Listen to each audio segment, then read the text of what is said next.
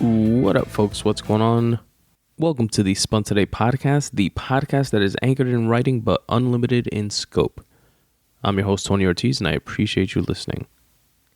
This is episode 141 of the podcast, and in this episode, I share my November 2019 writing stats, a writing tip that I picked up along the way.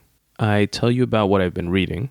I share a Spun Today questionnaire submitted by fellow writer Francis Leggett.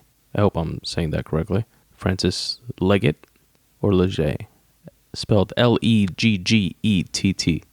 And finally, I read and reflect on one of my free writing pieces, which can be found here at spuntoday.com/freewriting/bam. Stick around. This episode is going to be a good one, chock full of goodies. But first, a way that you can help support the show. Alrighty. My writing stats for November are absolute dog shit. And I'm very disappointed in myself for the writing output that came out of yours truly during the month of November. I did go away for a long Thanksgiving weekend for about 4 or 5 days with the family, but that's not even an excuse because one, it's only 4 or 5 days, and I could have still written over there and obviously chose not to. My writing output, the number of days that I wrote during the month of November, are a whopping, or whatever the opposite of whopping is, a dismal, despicable 9 out of the 30 days of the month. Those are the amount of days that I actually wrote. So that's 30% of the days of November. Definitely a much higher output is going to be the goal in this month, in December, and subsequent months thereafter. Of course, just sharing my writing stats with you fine folks is going to help keep me trending in the right direction, hopefully, and at the very least, keeping me honest. As always, when I share these stats, I recommend that you guys that are pursuing writing or whatever craft it is that you're into, try to physically account for the time that you're actually putting into it, because I know, at least for me and for other creatives that I've spoken with, it becomes a whimsical, arbitrary thing that you, as being someone that's in their own head all the time, think that you're putting energy towards, but you're not really, at least not in a practical sense. And you might psych yourself out and thinking that you're doing more than you actually are. So physically writing down or accounting for your actual output is a good way to monitor your progress and find patterns on, every Saturday I don't write, but I notice that every Tuesday and Thursday I do. What's going on in my life on Tuesdays and Thursdays that's not on Saturdays, and how can I try to move things around if possible? You know what I mean? So physically writing it down like on a calendar. I used to use a desk calendar and just literally put a check mark or X mark. Check for days that I wrote, X for days that I didn't, and then at the end of the month I just tally everything up and type it into a quick, simple Excel sheet on the computer. So this way I just don't have that 1 month in front of me, and then when I throw away that desk calendar or that sheet of it, it's out of sight, out of mind. This way, when I transfer it to the Excel sheet, I have like a historical record of it. And I can see, November 2019 versus November 2018 versus, October of 2019, et cetera, et cetera. But having the physical calendar in front of you also counts as a reminder. So it's like a two-pronged approach. Now, instead of the desk calendar, I've switched in the past 4 months or so to a habit-forming notebook that I like by James Clear that I've spoken about in the past on this show. It works in a very similar way. It has a calendar, has a grid of days, and just check marks and X marks. That's what I use. But yeah, shitty writing month. Let's see if I do a better job next month. The writing tip that I have for you folks is from one of my faves, from K.M. Weiland, which is a source of a lot of good advice that I share with you fine folks.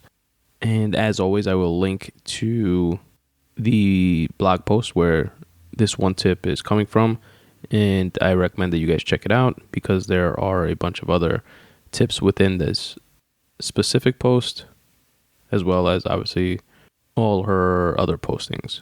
But I'm going to share with you one piece of advice that resonated with me and that I try to stay cognizant of when writing my own stories. The title of the post, which she posted on December 9th, 2019, is Critique: 10 Ways to Write a Better First Chapter Using Specific Word Choices. Of the 10 ways, I'm pulling out the very first one, which made a lot of sense to me. And it reads, hook readers with a specific question. First, you got to land the right hook. There are many ways to do this, some flashier than others.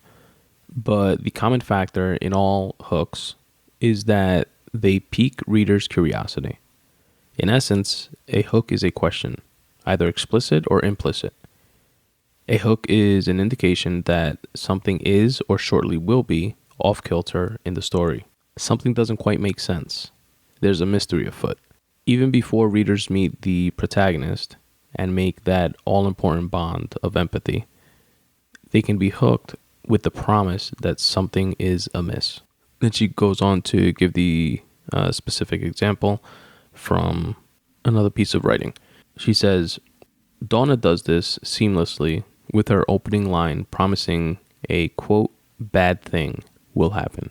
This is not an uncommon approach, but the technique is subtly strengthened here by opening not with, quote, a bad thing happened, but with, quote, before the bad thing happened. It's a little different from what we normally see. It allows the story background to be sketched in, giving us characters to care about before we get to the punchline. And it immediately raises dramatic tension. And I thought that was a great tip. To me, I read something like that and I think, okay, now, aside from my usual approach of, just wanting to write a story that has some sort of moral play to it or lesson learned that I'm trying to share, I better also make sure, it would behoove me to make sure that the way I'm writing it will, to the best of my abilities, pique the reader's interest.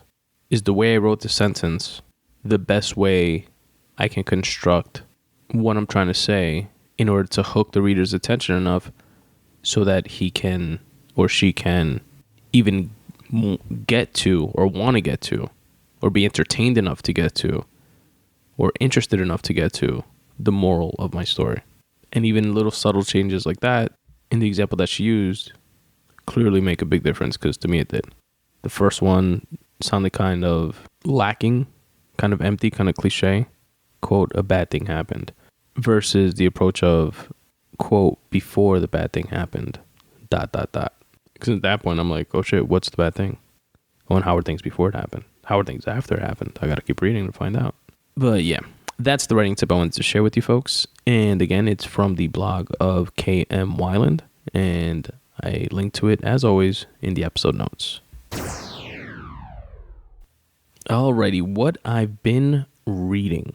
It's actually been a minute since I've shared my reading list or what I've been reading, because I usually do so within these, specifically these free writing session episodes of the podcast, which I haven't done in a while because I put out an audiobook of a short story that I wrote recently, an interview with a friend of mine who's in the military, a veteran of the military, and a couple of random rant episodes, etc., etc. So the books that I've read have built up, or rather the audiobooks that I've listened to. So I have more than my usual one to share with you. I'm going to share my take, my feedback, my tidbits on 3 different books. The first of which is The 4-Hour Workweek by Tim Ferriss. The second one is How Children Succeed by Paul Tough. And the third one is Dominicana by Angie Cruz. All of which I will link to in the episode notes of this podcast in case you want to check the books out for yourself. So first up is The 4-Hour Workweek by Tim Ferriss.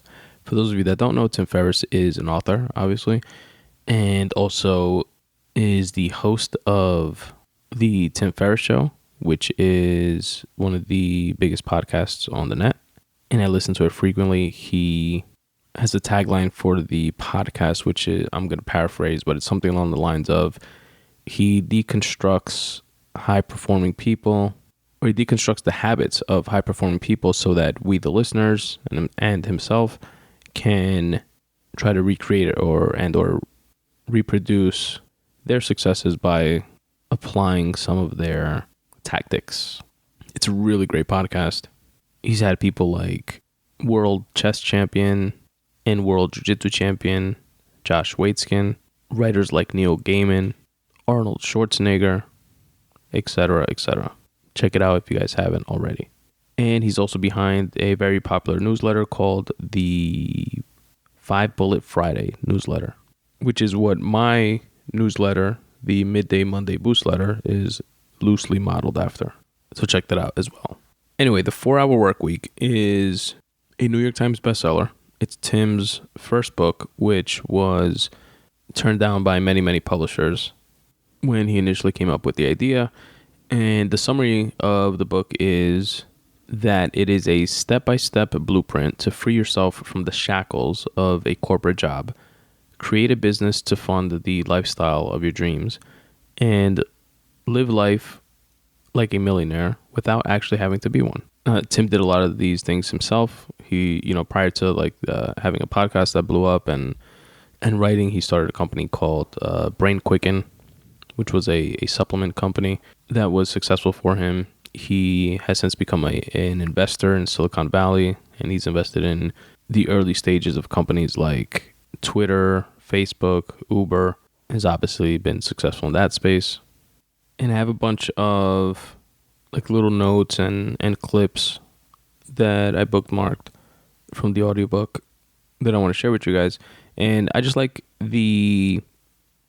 thing that I like is, for example, how he shares the story about going to Argentina for a few months. Finding a place to stay at that was relatively inexpensive, and Argentina versus the U.S. and how he had his money coming in from I believe at that point was the supplement company that he started, or maybe it was before, and he was just going off of some savings that he had. I'm not sure. I have the timeline kind of screwy in my head right now, but the point was that he was earning or had earned in dollars, and they went a longer way in a place like Argentina.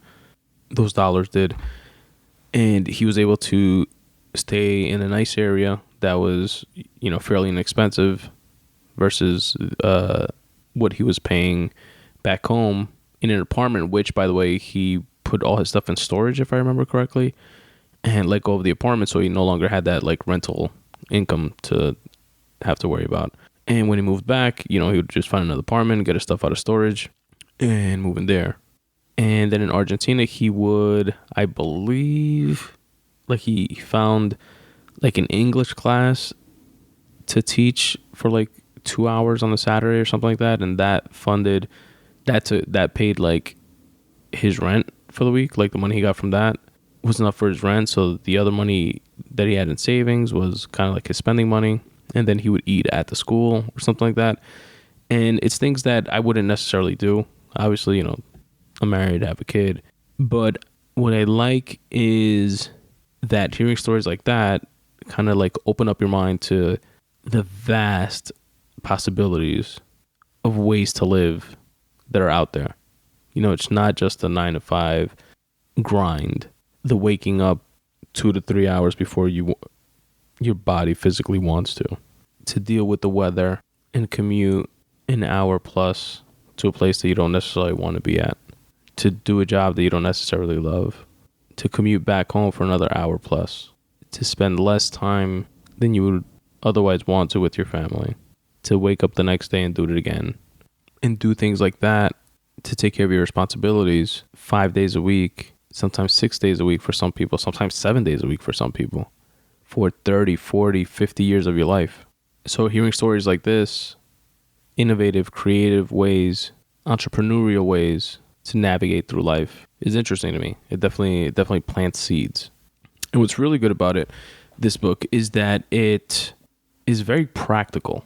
Like he literally, there's like full sections of just him citing references. Sounds like like somebody, it's boring to listen to, especially when it's, things that, aren't going to apply to you or your life, or there aren't necessarily things that you're not interested in. But there are stuff within that I was interested in, and that I'm sure, would vary from person to person.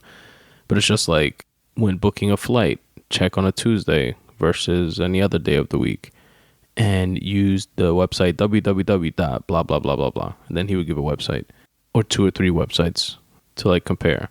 For the manufacturing of, let's say, something that you developed or created or something you want to have made, then he gives a list of websites and a list of phone numbers and like go-to places to like get you started in the direction of that thing. And there's a lot of that throughout the book. And I wrote down some things that just caught my attention, like a provisional patent is less than $200.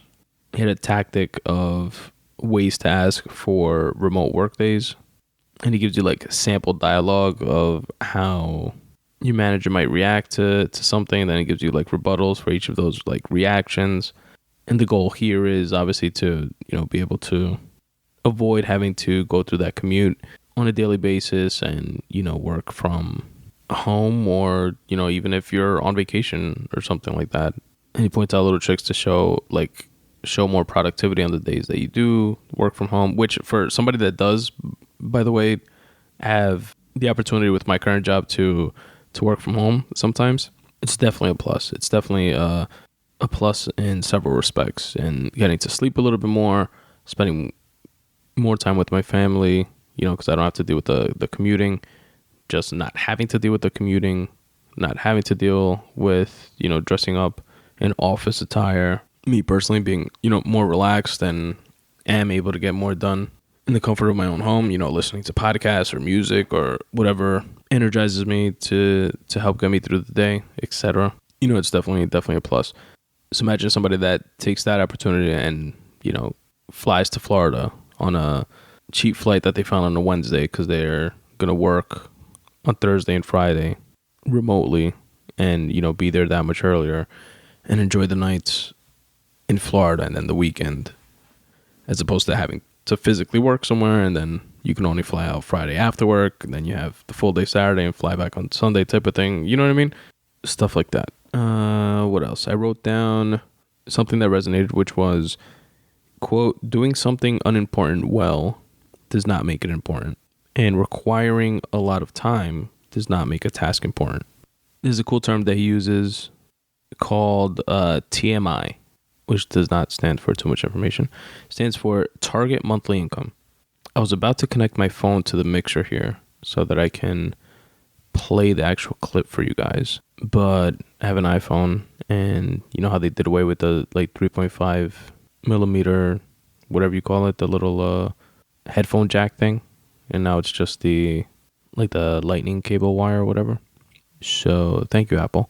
I can't do that. So what I'm gonna do is just play it on speaker and hold it up to the microphone, and hopefully it doesn't sound like too distorted and shitty for you guys when you're listening to it. But here's an example of target monthly income and him explaining how to, in a practical way, how to literally take a spreadsheet, write down your 4 goals, how much each of those 4 goals cost, and work backwards to calculate your target monthly income. And then this way you know how much you're going to need to achieve these goals. And then, it goes on to like other stages on how to work on obviously generating that income and being realistic with the goals, et cetera, et cetera, et cetera. That's a whole other point, but I want you guys to get a feel for the book. So here. Bangkok, Delhi or Bombay, London, Frankfurt, Los Angeles for $1,399. For some of these costs, the tools and tricks at the end of Chapter 14 will help. Last, calculate your target monthly income, TMI, for realizing these dreamlines. This is how to do it. First, total each of the columns, A, B, and C, counting only the 4 selected dreams. Some of these column totals could be 0, which is fine. And here's another clip that I saved. Mentoring relationship develop from there. Tools and tricks. Confirming sufficient market size. Writer's Market. www.writersmarket.com. Here you'll find a listing of thousands of specialty and niche magazines, including circulation and subscription numbers. I prefer the print version. Standard Rate and Data Services. www.srds.com. Check out this resource for annual listings of magazine and company customer mailing lists available for rent. And then this is one of my favorite takeaways from the book, which is not an uncommon story. I've heard a version of this story in the past, but definitely thought it was worth sharing. And it definitely depicts these two different perspectives on life and how to live it. Fables and Fortune Hunters. An American businessman took a vacation to a small coastal Mexican village on doctor's orders. Unable to sleep after an urgent phone call from the office the first morning, he walked out to the pier to clear his head. A small boat with just one fisherman had docked, and inside the boat were several large yellowfin tuna. The American complimented the Mexican on the quality of his fish. "How long did it take you to catch them?" the American asked. "Only a little while," the Mexican replied in surprisingly good English. "Why don't you stay out longer and catch more fish?" the American then asked. "I have enough to support my family and give a few to friends," the Mexican said as he unloaded them into a basket. "But what do you do with the rest of your time?" The Mexican looked up and smiled. "I sleep late, fish a little, play with my children, take a siesta with my wife Julia, and stroll into the village each evening where I sip wine and play guitar with my amigos. I have a full and busy life, senor." The American laughed and stood tall. "Sir, I'm a Harvard MBA and can help you. You should spend more time fishing and with the proceeds buy a bigger boat.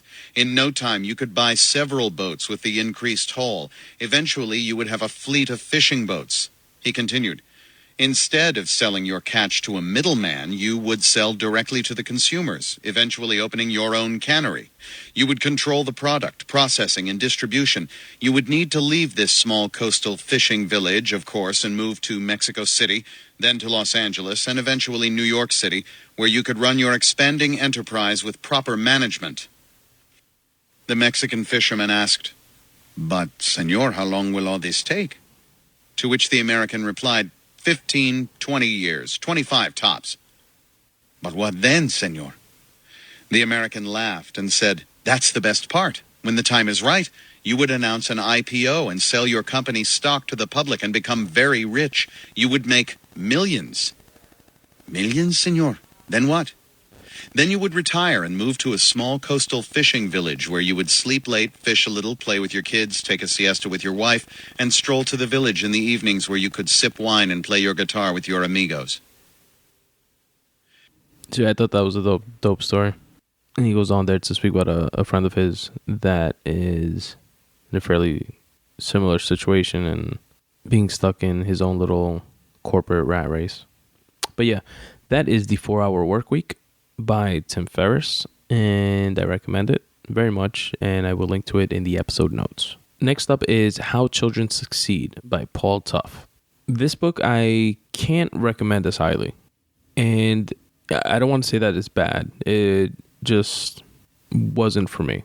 I didn't get like as many takeaways from this book as I thought I would, and that's not to say that other folks won't, but you know, me being a new parent, I have a 1-year-old. It's about 15 months now. You know, I and my wife, and you know, going through her pregnancy and having a newborn, and you know, being our first time, we're very much the type that we're like reading and looking up things online every step of the way and asking her doctors all the questions we had, writing them down, reviewing them, doing the same now with my son's pediatrician. You know, when she was pregnant, I looked up like the best combination for a smoothie for a fetus, and it was like one recipe for the first trimester, another one for the second trimester, and that would give both the mom and baby like the highest levels of certain micronutrients that were essential for the baby's development. And I would like prep them and make them for my wife like religiously. So I say all that to say that I don't feel that I got much out of this book that I didn't know already. And if you haven't, and also, having so many other existing parents around me, like my brother and my cousins and friends that have kids, that have all, gone through this stuff before me, and like all their advice, and having that type of support system was fucking great, So it's not to say that you wouldn't get anything from this book. I just feel that a lot of what was in it was shit that I had either heard or read or knew about already. I will say that it is also dense. I feel like there were a lot of different studies referenced throughout the book, and it was heavy rather on the educational side of things. So it's like how children succeed in the educational front. And he mentions a case study where there was a set of what are called KIPP schools, KIPP schools, that had 7 character strengths that they would cascade down to their students. Like data later on revealed, I believe, that there were 5 skills and leadership principles founded by Nelson that yielded better long-term results when emphasized. And those were resourcefulness, resilience, ambition, professionalism, and integrity. So that was one takeaway. Another takeaway was that children that start school before kindergarten, whether it be a pre-K or 3K or some sort of like a daycare setting, and exposure to that type of environment before going into kindergarten, excel at a higher pace throughout their educational career than kids that go straight into kindergarten, from home to kindergarten. Then there was the biggest thing that stood out to me that I definitely tried to implement or have been implementing with my son is they reference how the more words a child hears, the better.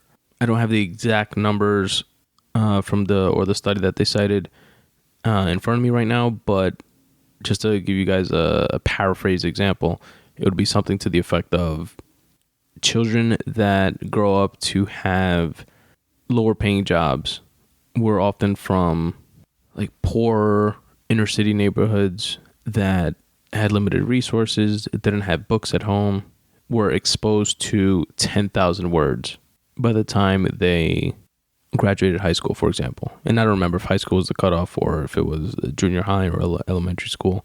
But versus children that wound up growing up to having higher paying jobs, came from more affluent households that had books in the home and were exposed to upwards of 30,000 words in their development by the time they reached high school, or again, whatever the cutoff was, whether it's junior high or elementary school. So the amount of words that your children are exposed to is definitely clutch. With my son, for example, I read to him almost every single night. He listens to audiobooks and podcasts all the time with me because that's all I listen to in the car. So whenever he's in the car with me, that's what he gets to hear. So hopefully that's sprinkling some additional words into his subconscious there. And yeah, that's pretty much all I got on that one. That is How Children Succeed by Paul Tough. And if you're interested, I will link to it in the episode notes. And last but not least, the last book that I finished reading was Dominicana by Angie Cruz. Now, Angie Cruz popped up in my feed, or the book Dominicana popped up in my feed via, I think it was on Instagram, or maybe it was Twitter. Hashtag Dominican Twitter, what up? And I don't remember exactly by who, but I started seeing and hearing about it more and more. There was like a buzz around the book. So I knew the book was written by a Dominican writer, so right away piqued my interest. I'm biased, what can I say? I'm Dominican. The title being Dominicana was obviously cool. The book cover was like simple but captivating. And again, I kept hearing like good things, good reviews, good buzz around it. So I decided to check out, what's this book about. I'll share with you folks the summary of it. Angie Cruz's Dominicana tells the story of a 15-year-old forced to marry an older man to help her family. 15-year-old Ana Cancion doesn't want to marry Juan Ruiz, a man twice her age, who promises to take her from the Dominican Republic to New York. And then I found out that it's based on a true story. It's a story of her mother, migrating from the Dominican Republic to New York and all the trials and tribulations that she went through in doing so. That definitely sold it to me right there. It's definitely one of my writing goals, as I've shared with you folks in the past. But if you didn't know, definitely a writing goal of mine is to write a story about my father's life coming from Dominican Republic to New York, and some of his experiences. And although, I have ideas for that book already that I've started putting down, it's a book that I'm not ready to write yet, and I don't want to write yet until I've sharpened my sword a bit more, so to speak, until I sharpen my skills, until I improve my writing enough so that it's worthy enough of writing that story. So I've made the mental commitment to make it my fourth or maybe fifth book. Definitely after the FRACTAL trilogy, second book being worked on as we speak. Book one available on Amazon, or go to spuntoday.com/books/fractal. And third book TBD. But yeah, so it'll be the fourth or maybe the fifth, because I do want to maybe write a standalone novel after the FRACTAL trilogy. But we'll see. We're still a ways away from that. But yeah, I heard the story and I was like, of course I have to read this. It was so engaging. The book was so good. My wife listened to a lot of it with me and she loved it also. And what did it for me, aside from the Dominicanness of it that I can obviously relate to, was Angie's descriptive ability. I saw what she described, I felt what she emoted, and it really was a very interesting story. Her mother, as the description said, and again, this is loosely based on her mother's life, so it's not like an autobiography, but it's largely based on her mother's life. She was pretty much an arranged marriage, which is common, especially back in the day in DR. The way it worked was her family lived in the campo, and more affluent folks that lived in the cities would go to the campos to look for these good sheltered girls to marry, and pretty much make their wives to cook and clean and bear children, which was the trade-off for them. And then for the family that was in the campo, the positive on their end was being able to move on up from the campos to cities, and maybe even travel to New York, was the case with her mom. And her mom was 15 years old. She was married off to this guy that had a restaurant in the city of Santo Domingo, and he traveled to New York and worked in New York, and then traveled back home and took money back home and was working on building his restaurant. And she had a pushy mother that wanted the betterment of the family, but in doing so pretty much sold her daughter off to this guy to try to achieve that goal. And the guy promised to purchase some of their family's land there in the campo and to build something on it. I don't know if it was a restaurant or just to help develop the land and make them some money. And the mother knew that with the daughter going to New York, the quote unquote land of opportunity, she could find a job and be able to send money back home, like many other folks that left DR and came to the States did for their families. And it chronicles her life in coming to New York and dealing with the language barrier and ambitions of wanting to go to school, wanting to get a professional career, not just be a housewife, dealing with an abusive husband that she didn't want to be with in the first place, but is with for the sake of her family, and pretty much how she's forced to grow up and become a woman in a very pressured kind of you have no other choice type of way.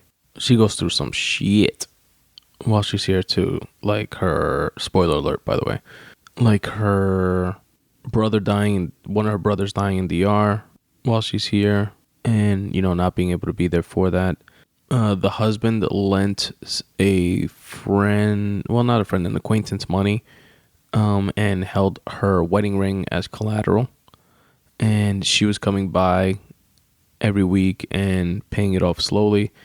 And at the end of paying everything off, she would get her ring back, obviously, her wedding ring.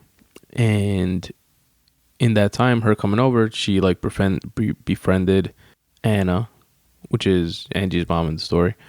And she could like completely confided in her, and then she wound up giving her like a sob story, like when she had like half the payments left to pay.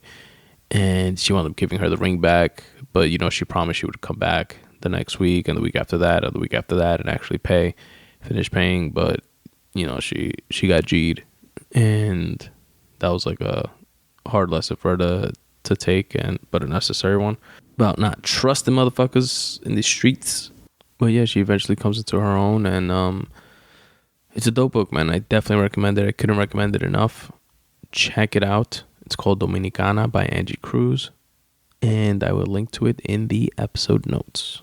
Currently, what I'm reading right now is Jay-Z by Michael Eric Dyson, but I am not done with it, so I will save it for the next one. Next up is the Spun Today Questionnaire submitted by Francis Leggett.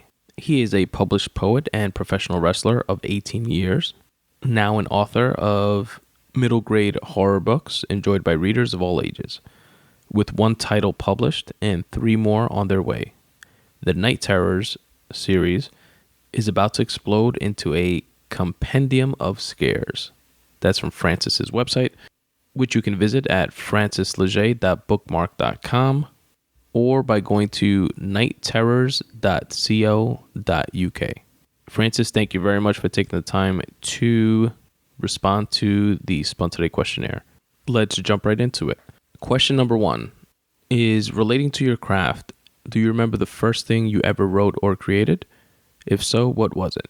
And Francis responded, the first things I ever wrote were a bunch of poems as a kid. I don't remember much about them, but they were probably not good. I then wrote a poem about dementia when I was working in care, and that one was published. This all led to me creating my own little world of horror in my books, known as Night Terrors.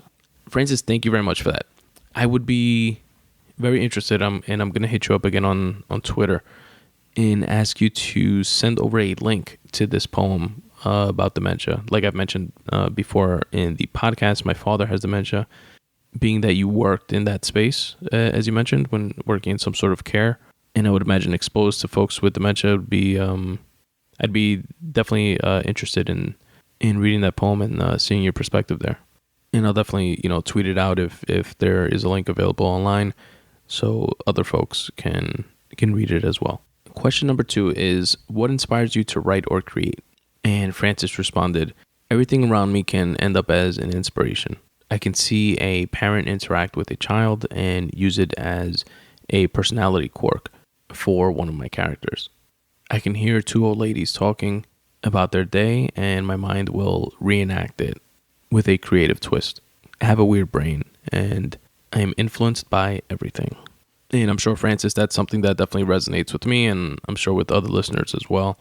I feel as if I have a weird brain also, and go off on tangents and see people on the subway or in the street and make up a whole story in my mind of where this person is coming from or how that person is, what type of person they are, all of which I agree is definitely like fodder for the worlds that we eventually build in our stories and the characters within them. And I definitely find interesting the piece where you say that you can see a parent interact with a child and use it as a personality quirk for one of your characters. And I wonder if it's a direct thing that you have applied and described and attributed to a character. And if so, that's a pretty interesting concept. Maybe it's something that I'll consider doing myself in my stories. I know for me, like being perceptive and very hyper aware of my surroundings and the people that I'm around, I definitely pick up on their quirks and things like that. And again, they're all things that I feel inform my characters and the world building process of writing. But I never thought to directly apply like a quirk or a movement or a saying or something like that of someone into a character. But it definitely sounds like an interesting thing to play with. All right, question number 3 is, what is a hobby that you have that is unrelated to your craft? And this was interesting as hell. Francis responds, I'm a pro wrestler and have been for 18 years. My body is starting to let me down now, though, so it's on to less painful things I go. And that's so cool. I have like a ton of questions just related to that. I'm assuming based on your site that you're out of the UK. And I know, for example, WWE, which when I was growing up was WWF, was like is a big thing in the States, and I'm assuming like worldwide. But is it like that type of pro wrestling? And if so, is there like a big like UK league? I know there are a bunch of, it's not like WWE is like the only show in town. It's just like the biggest, like, most known. But I know there's like tons of like regional outfits that exist as well. That's like so cool. That's like a cool unorthodox like job to have, if that's like your main source of income or just like a source of income. That's like really cool. I can definitely understand the whole body starting to go on you type of thing. Those guys, you guys, are just like super athletic and put your bodies through hell. Like people like to like say, like pro wrestling is fake and it's not real. Me myself, I'm like not that into it. I definitely was growing up though, and I'm more into like MMA and like the UFC and boxing and stuff like that. But there's nothing fake about the athleticism that pro wrestlers have to have, and just the ruthless pain and suffering that they put their bodies through. And when you slam into a floor, like that's real. When you're jumping and flying through the air, that landing on someone else and absorbing hits takes a toll on your joints and your bones and your muscles and discs. So definitely hats off to you for being able to do that for 18 years. Question number 4. How do you get yourself to sit down and do your work when you're not motivated to? And Francis responded, sometimes I don't. Thank you very much for that honesty, by the way. Sometimes I don't. I try to use different techniques such as sprints though. I also remind myself that any amount of work is better than none. And I couldn't agree more. Something is better than nothing. It's obviously best and ideal to be disciplined and put in, 1,500 words a day, every single day in and day out. But realistically, that doesn't tend to work out day in and day out. Shoot, I shared with you guys in the beginning of this episode my writing stats for the month of November, which were a dismal 30% of the days in the month. Sometimes life gets in the way, and it's definitely not to discount like laziness and lack of discipline, which I'm sure we could all definitely use more of.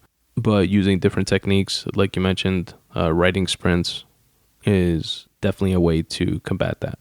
And for me, for example, another technique would be the writing down and sharing of my writing stats, which now I feel like I have a fire lit under my ass saying, I can't repeat such a dismal performance for the month of December. I have to go back to where my writing levels were for October and September and August, etc.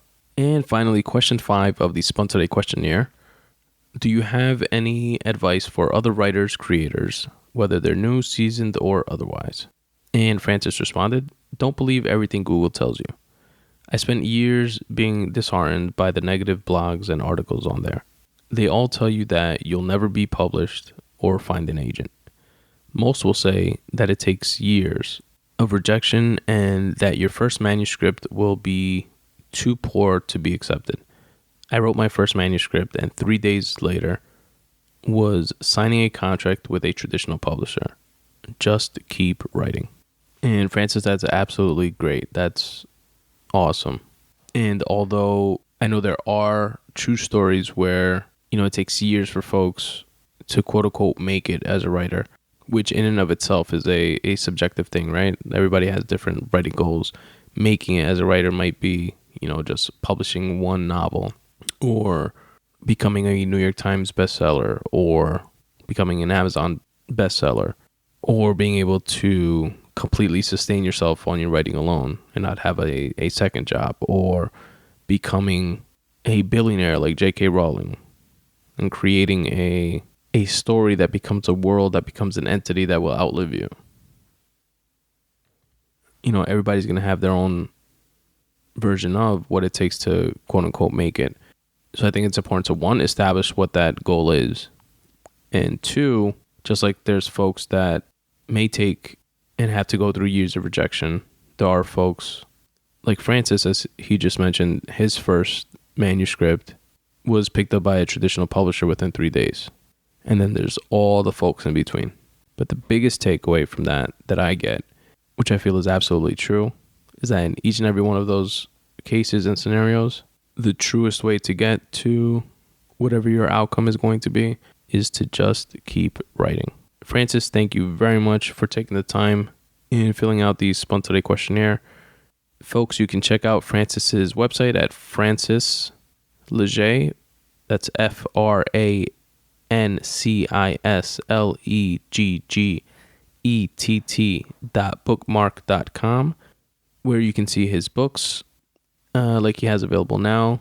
The first book in the Night Terrors series that he referenced, Banshee in the Basement, and soon to come out, A Night at Panic Farm.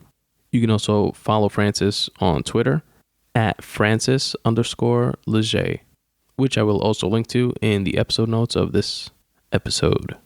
If any other fellow writers would like to, fellow writers or creatives, it's not just limited to writers, would like to submit your answers for the 5 questions of the Spun Today questionnaire, please go to spuntoday.com/questionnaire. And last but not least, I'm going to read and reflect on one of my free writing pieces, which can be found at spuntoday.com/freewriting/bam. I'm actually going to be reading this one straight out of my notebook. For those of you that haven't listened to one of these episodes, what free writing is, or at least my version of it, is literally just putting pen to paper and seeing what comes out. And you can do so just by doing that. And it helps at least me formulate thoughts and flesh out ideas. And sometimes I like free writing based on a specific quote or from a book or a movie or a song that resonates with me and just like made me feel something, and I want to explore like what that something is. And this is one of those. And I have it written in my notebook, and I haven't technically transcribed it to my website yet, but I'm going to by the time you guys listen to this, and it'll be at the location that I just mentioned. But until I do that, I'm going to physically be reading it from my notebook. And this is from one of my favorite songs from Jay-Z's 444 album, titled Bam, and it's featuring Damian Marley. And the quote is, quote, "My advice is just don't be too nice to niggas. Just set the price so niggas will live your life, my nigga." And here's what I wrote based on that quote. Up until I just looked up the lyrics to this song, I should do that more often, I thought the second half of the bar was, "Just set the price on niggas and live your life, my nigga." I can't help but wonder if the meaning's the same. My interpretation and internalization of what I thought the bar was is a powerful one, an empowering one that instills freedom. I'm a pleaser. Most of the time, for most of my life, I did things others wanted to do. I went along with things. I followed, almost as if I was putting off my life, my wants, my goals, to some arbitrary later date, to my next life maybe. It was frustrating, made me disappointed in myself. This bar brings into focus, in a succinctly eloquent way that only Jay-Z can, that sometimes you just can't keep pleasing, following. Sometimes you have to say, fuck it. This is what it is. This is how things are going to be when it comes to me. That's the, quote, price of dealing with me. These are my goals. This is what I'm shooting for. I'll, of course, help you out along the way if I can, but I won't allow you to derail me. Not anymore. It's time for me to live. And I wrote that on Thursday, December 5th, 2019 at 6:26 a.m. And to me, I know I wrote this not too long ago. It's like less than a week ago. It's not like some of my other free writing pieces that I look back on, a year or 2 or 3 and reflect on. So this one's a little fresher in my mind from where I was coming from with it. But what just stood out to me right now in rereading and sharing it is the perspective at which this can be taken or interpreted. This type of approach can be applied to folks in your life that might be steering you one direction when you're trying to go a different direction. Bad influences in your life, hanging out with the wrong crowd, stuff like that. Or just folks that just have different interests than yours, and you're spending your time sharing and trying to help them achieve their interests when you're like kind of putting yours on the back burner. And I think to some extent we all do this at like different stages in our lives, whether it be in personal relationships, familial relationships, or even work relationships. Like technically, if you have a job, you're working for someone else, you're working towards and for that person's thing. Whether it's a big conglomerate corporation or a small like mom and pop shop, the role of an employee is to enhance and better the situation for that entity, not necessarily for yourself, or rather in spite of yourself. So it could be this approach external in that way, but it could definitely be internal, which is what I just got from it in sharing it now. Resistance, which is an ongoing theme of this podcast, and I reference all the time Stephen Pressfield's book, The War of Art, that takes a deep dive into what resistance is definitely one of the internal versions of that this piece can be taken. Or your own ego, for example. Like this line here towards the end can be applied to that, where I say, I'll of course help you out along the way if I can, but I won't allow you to derail me. Not anymore. That sentiment can be applied to the negative naysayings of your own ego that attempts to deter you from and derail you from even attempting to achieve your goals. What else? And it's definitely super interesting and funny that this entire time since the 444 album came out, that was one of my favorite songs, probably my favorite song on the album, and definitely my favorite line within that song. And the lyric wasn't even what I thought it was, but I still do think it means the same thing. And if it doesn't, well, art is subjective, right? I still got this from it. And yeah, that's pretty much it, folks. That is all I have for you in episode 141 of the podcast. Thank you very much for listening. Francis Leggett, I hope I'm saying your name correctly. Thank you again for filling out the Spun Today questionnaire. I welcome each and every one of you creatives out there to do the same. Go to spuntoday.com/questionnaire, and I will share your responses, tips, and advice with the fellow listeners of the Spun Today podcast. Now stick around for a bit, listen to some tunes in the background. I'll probably drop in BAM so you guys can rock out to it